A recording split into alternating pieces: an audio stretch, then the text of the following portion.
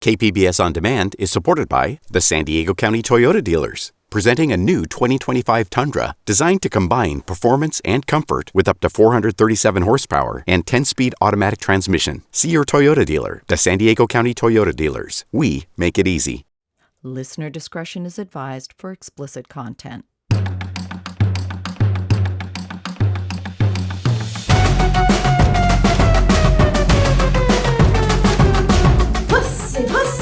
Pussy, lady garden, foo-foo, vagina. This is why I do this. It's activism. Hashtag not a silent bystander. So everyone is kind of getting their own voice, which was really important, I think, to us. We were called fringe women. I was a sex worker. Along with the hookers, the strippers were. These are the people that are existing on the very outskirts of society. I don't like hypocrisy. I don't like to be intimidated. That's anger. When someone tries to scare me, I get up and I fight back. Anger and frustration. It's so important that we preserve our history. Up against the wall. I always looked at us as speaking out. Kata Pierce-Morgan has always spoken out.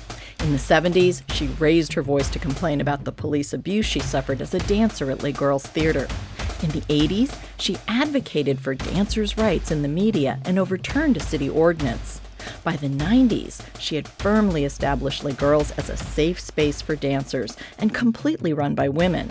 And in the 2000s, she found a new and creative platform from which to speak. This is the part where we first opened the show.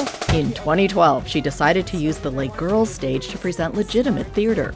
Her first show, The Story of Memory, was fueled by her passion for social justice, but also by her need to heal and to process grief. For decades, she'd been haunted by the suicides of two women who were close to her in the 1980s. One was an 18-year-old Les Girls dancer named Angela Faulkner.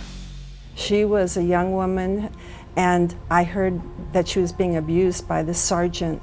And so I took her to internal affairs. I got the charges sustained. Some years later, she was in the backwoods of Tennessee, and she committed suicide. And that impacted me. And what was so interesting, and we explore in this show, is that she was part of a spectrum. You know, she was this orphan dancer. The other was Leslie Lord, the first female leader of the San Diego Police Department's Vice Squad. Ultimately, Kata combined their stories into one play. And so we did The Mystery of Elle, which explored, two women from different ends of the world, and they both committed suicide for very personal reasons. And so our show is about the stages of grief. He does not yet see Ghost Angela walking on the mystical waves, pushing aside a magical curtain, belonging to the afterlife world. She is dead, yet forgetting the night she danced, then took her life. In denial, she is returning to the stage with its breath and quickening heartbeats and applause, to don her feathers and hope, to join the other ghosts that haunt, that live in the cycle of grief. I need to take a quick break, and then I'll be back with more of Stripper Energy, fighting back from the fringes. And just a reminder, this is also available as a video podcast. Go to kpbs.org/stripperenergy for more information. KPBS On Demand is supported by the San Diego County Toyota dealers, offering a new 2025 lineup of vehicles at your local Toyota dealer, including a new Tacoma with turbocharged 4-cylinder engines and a hybrid powertrain option. The San Diego County Toyota dealers. We make it easy. But Kata had more than grief to process. Decades of police abuse and harassment, aggravated by the stigmatization of working in the adult entertainment industry, had taken a toll on her mental health. She was eager to move on and leave the trauma behind. And I had blocked a lot of it out of my mind. I had wiped that out. I totally didn't want to think about it anymore. But she knew she had to confront what she tried to block out. And art provided precisely the therapy she needed to thrive. In 2013, she became part of the San Diego International Fringe Festival. The annual event takes its cue from the Edinburgh Festival Fringe, which began as a creative act of rebellion against the artistic establishment. San Diego decided to follow the example of that spontaneous artistic movement and launched one of its own. For San Diego Fringe, Kata decided to tackle something else that was haunting her: the trauma of forced sex with a vice officer in the 1970s. Totally forgot about the nightmares, but that was based on what was happening to me in the car, in his undercover car in Presidio Park. I met him there all the time. Went on for about a year, as I've written, so it was giving me nightmares. In Heaven or Hell 3 San Diego, she revisited that trauma through art. They were predators with badges, snatchers of the rights of the denizens of the night, good eaters by day, under the coma of the shadowed town. They lay as bottom feeders, sucking their forbidden algae in Presidio Park or Bay Ho or back alleys, hemmed into Point Loma and Mission Valley. They were upcoming judges, political grudges and sergeants in vice, acting both mean and nice. They were like lab testers of mice who went crazy when they delivered to their mazes bits of American cheese to please or to electrify with shocks, shackled to the docks holding water or rice. These men, entitled to rape the slight, the downside dwellers of curbs, and subcultural women of the night. For that show, she enlisted the help of dancer, activist, and sex worker Kate McGrew, better known as Lady Grew. I'll talk slow so you listen, I'll move slow so you watch. The moral of this story, you can't trust the cops. I'll talk slow so you listen, I'll move slow so you watch. When bad news comes, find a solution that don't involve the cops.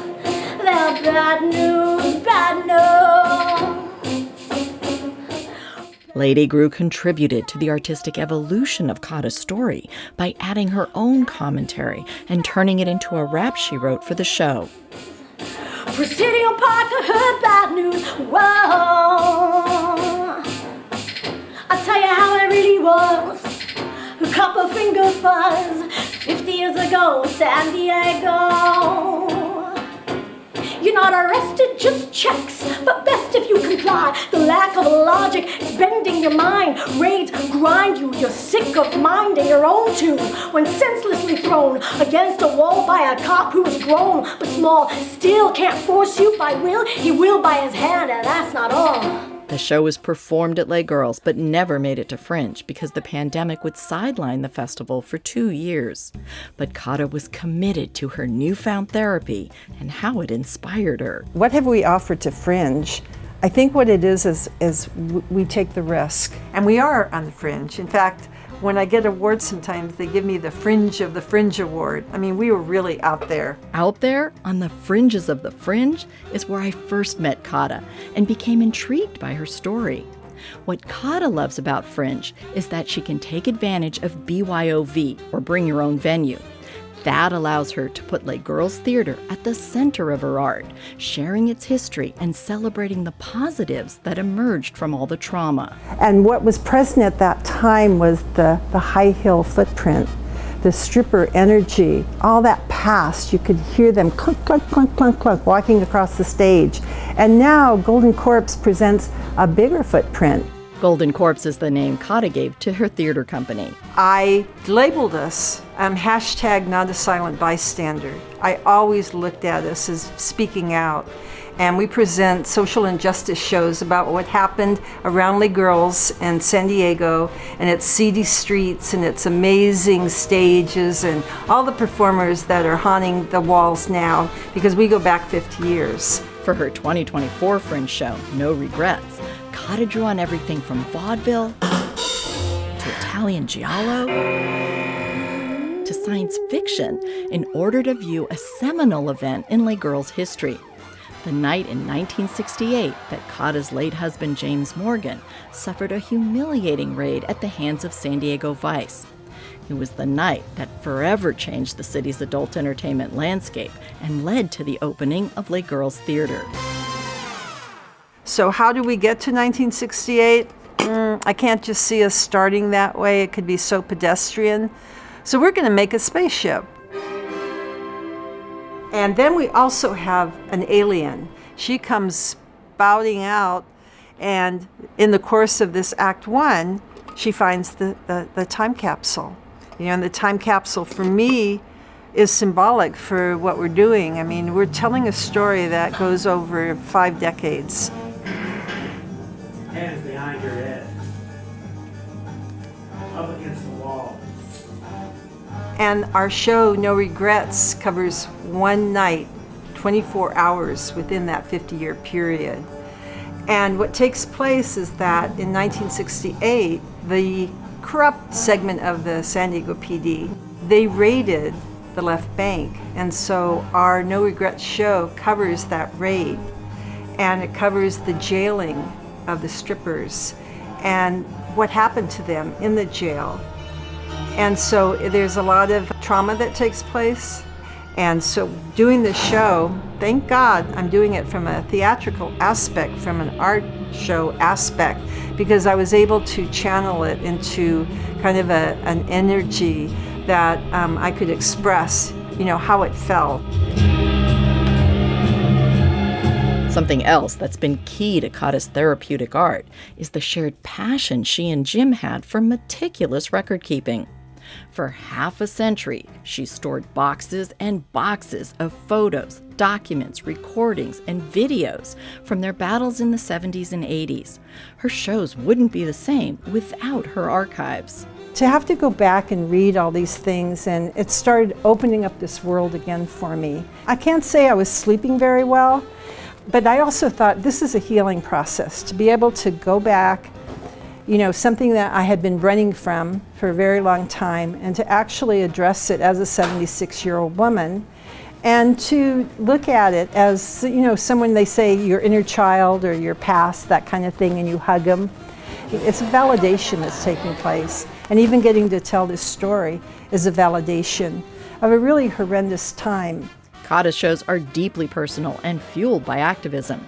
So it was frustrating to her when she first started doing plays at Les Girls Theater and discovered that even in the 21st century, strip clubs and strippers were still stigmatized. I have friends that would not come to see my shows, even though I'm telling them these shows that I do now are about social injustice, but they would not come inside Les Girls. You know, they wouldn't. They had a judgment, you know, about where I worked, what I did, and probably, you know, about my past. And when I took my show from Les Girls to Liberty Station, they all showed up. You know, I mean, that's the writing on the wall. They came to see my company, same show, perform at Liberty Station. They wouldn't step inside Les Girls. But Kata's shows are at Les Girls to stay, and now they play to standing room only crowds. Last Fringe, we were packed. I mean, we were within our fire limit of how many people you can have here, but just under it. And we started getting recognized in Fringe. We started getting awards, and we also started getting some really legitimate coverage. Her Fringe success has helped dispel some of the stigma of running an adult entertainment business. Call girl. Prostitute! But she remains fully aware of how that stigma once forced her to distance herself from sex workers, because the city fathers used the specter of prostitution to threaten dancers' livelihoods. But now, 50 years later, Kata eagerly stands in solidarity with Lady Grew and other sex workers. I said, I need to find less degrading work. I think I will try prostitution. I'm always singing and rapping and clowning about sex work and female body autonomy and body autonomy in general. Because she wants to entertain her audience as well as make them think. I'm very aware of that. I'm very aware that these are topics that people mightn't be used to thinking about or talking about or only have thought about in a certain way. And so there's a risk that there will be a wall up immediately when you're talking about these things. So I find that if you do it in a sort of storytelling way or with a bit of humor, people can relax a little bit and be more open to what you're saying. So in Hooker PI, she used rap, zombies, and pole dancing to challenge one-dimensional stereotypes about sex workers. And it's a story of a sex worker whose client dies while they're having sex during their session.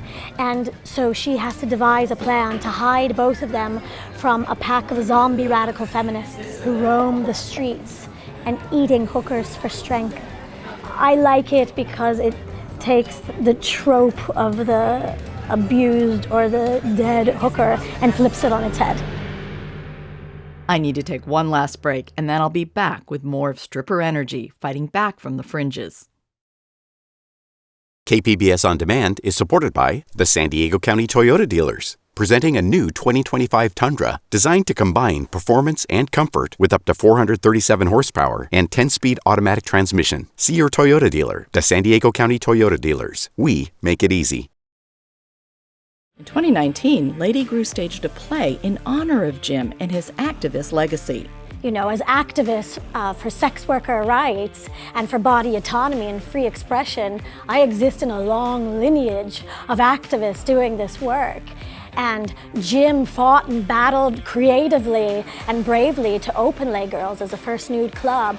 And Kata continues to do this fight against police corruption and for the fight for sex worker rights and for freedom of expression and body autonomy. And Kate is courageous in that she takes on the fight for the sex workers.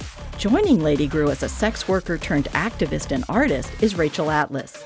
Both women work in countries where sex work has been decriminalized. Lady Grew in Ireland and Rachel in New Zealand. I mean, the fact that you used to be able to get arrested definitely added an extra spicy layer to the overall experience. But you have to realise that things are different here and now. There's a community. A community and laws on their side, but still a potent sense of stigma. That's why Rachel created Tales from the Stripped for New Zealand Fringe in 2023. Oh, don't get too excited, darling. I'm not death, and this is not the afterlife. This is the dark place. It's about sex workers, because sex work is decriminalised here in New Zealand. All the performers are kind of active sex workers. A lot of them have never acted in a show before. I guess we wanted to kind of normalise sex work by letting people kind of understand a bit about what goes on in people's heads. You know, rather than usually in the media, like a lot of works about sex work are generally about, you know, the clients or, you know, kind of like, do you have any gross stories or stuff like that? Whereas we wanted to make it more about, like, to make people understand how it is to do something that to you is so everyday, but yet to so many people in so much of the world, you know, you are essentially a monster. So kind of having to balance that, you know, that kind of dichotomy is very, very difficult. Kit Marsh is the co-creator of Tales from the Stripped, in which former sex workers are trapped in an otherworldly realm, and in order to pass through, they must make some honest evaluations about their lives and their work. Okay, so this is like a prostitute's purgatory. From the very beginning, we wanted it to be very genuine and very heartfelt and kind of something no one has ever seen before, because a lot of the time sex workers aren't represented as real people. Hold on a sec, we're all hookers, aren't we? Bingo! Rachel cast Cherida Fraser as an angel who guides the sex workers out of the darkness. And I think just because I kind of do that for my job anyway for the Sex Workers Collective, so that's part of what I do, is a lot of advocacy for sex workers, and I'm often helping people out of dark places. But what you said about telling your children, it's not as hard as you think. When we say it and we own it, we eliminate the shame. My kids know about sex work. They know sex workers are just ordinary people. Kids don't judge. I just think the more we can talk about our stories and break down the stereotypical binaries, I suppose, about sex work, you know, like quite often people see sex work as some glamorous, pretty woman or some very difficult mental health challenges or whatever, and most sex workers are just ordinary people going about ordinary lives. While Tales from the Strip challenges stigmatizing stereotypes and tries to humanize sex workers, Kate's work is very rooted in a present-day struggle to decriminalize sex work. It's really kind of the baseline infrastructure that sex workers across the globe ask for in order for us to have what we need to be able to work as safely and as happily and with as much dignity as possible. And so when we get to do the shows about social injustice, we're approaching people from a different communication. It's not only what happened to us, but we're also embroidering it with music, lighting, costuming. It's a way of reaching people's hearts, because I think what we're doing is very authentic, and it's also giving a chance to the audiences to see us as people. Which is precisely what Rachel wants to do through her art as well. We interviewed everyone in the show. We interviewed them and asked them all these questions about sex work and how they felt about it and experiences and things. And I took many different of those stories and made them into a very rudimentary script. And then I gave the script to the actors and said, rewrite your words into your words, you know? You told me I have a choice about telling my parents. I still don't know if I'm going to tell them, and to be honest, I don't care if they find out. But just knowing that it's my choice, that I'm not indebted to anyone, that I can surround myself with people who love me for me. Art has the power to heal, inspire, empower, and enlighten, even when performed on the stage of a strip club. And that's something that keeps Kata's stripper energy fired up. The nature of the business, I've always struggled with it. But I can say, because of all the politics and the abuse that I experienced and went through, I will never stop this show. If we fade off into the sunset, I will be fine with that. You know, I have other interests, but I will not close this place, ever. And I will not sell it to any kind of greedy land developers that will tear this place down and all its ghosts and history. It's not happening.